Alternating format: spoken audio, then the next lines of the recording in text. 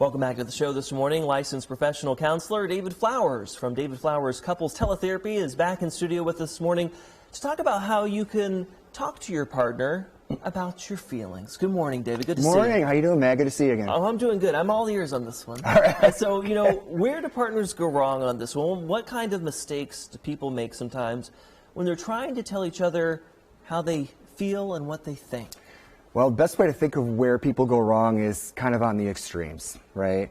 The one extreme is somebody saying, well, I don't know how my partner's going to respond. I think I'm just going to let it go. Kind of just packing it in, right? A lot of people do that. Dance around it.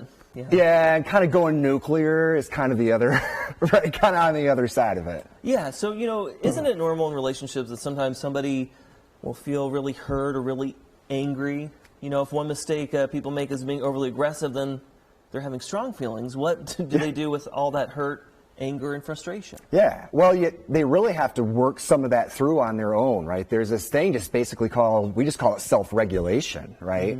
It's like, well, it's okay, it's normal, like you say, to get really worked up, really angry sometimes, really frustrated, right? Yeah. But it's really important in a relationship not just to think that it's going to be totally on your partner to help soothe you and make you feel better, but to take a lot of that responsibility on yourself.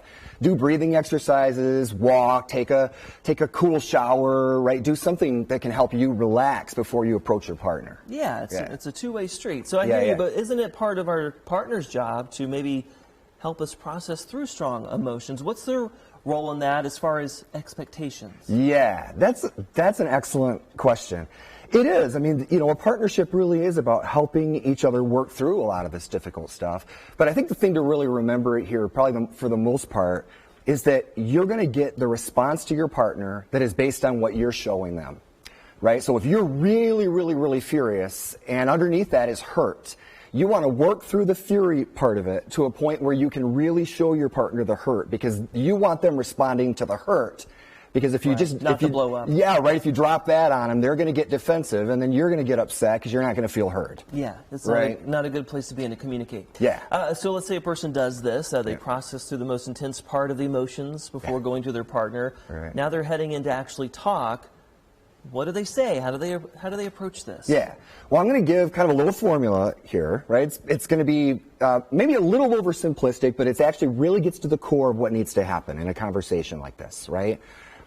I feel or I felt a certain way, right, whatever that is, when you did whatever you did or said whatever you said, I need. And then some positive statement of what kind of change you need from the person. So not a negative thing like, I need you not to do that anymore. Yeah, don't just complain. Right. Try to come up with a solution. Yeah, I need you to be more careful when we're, in crowds with the kind of jokes that you tell, for example. Interesting. Yeah, that's an interesting scenario. Yeah. So what does the other partner do as far as making this work? Yeah, well, basically the other partner has two choices there, right? They can either sort of be listening to respond. Oh, let me explain. What I really meant was this, right? They can sort of be doing that. Or they can do the constructive thing, the only real constructive thing, which is to really try and tune into what the partner's saying and respond to how their partner's feeling and not get caught up in the facts. Oh, I didn't really say that, or no, that wasn't 3 weeks ago, that was, a month ago, or whatever, right? All you can really do do... to be defensive up front. It is, and all you can really do that's productive is try and tune in to what it is the partner's trying to say to you. Gotcha. And then, overall, say someone's listening to this today and they think, well, this isn't how my relationship works. This doesn't sound realistic at all. What do you say to the naysayers? I would say that's kind of be the case for a lot of people, right? A lot of people are going to hear this and they're going to, oh, that's totally not how things work. And the reason I'm here today is to say, well, there's a pattern that people get into that is chronically unproductive. And the message I'm trying to get out is there's a reason for that. People aren't being heard. So we want to help teach people what the ways are that they can come across to their partner that will help their partner hear them, help people get the results they want from the other person. Yeah, I mean, it's not always easy to express your feelings, but, you got to work together. Exactly. I got it. Yeah. I think we have information for David Flowers. You may be listening today and say, okay, maybe we need to talk. There's some information on your screen, a number and a website that you can call. As always, David, we appreciate the insight. This time talking about expressing your feelings. Absolutely. Thanks for having me back. Yeah, good to see you. All right, we take a live look outside.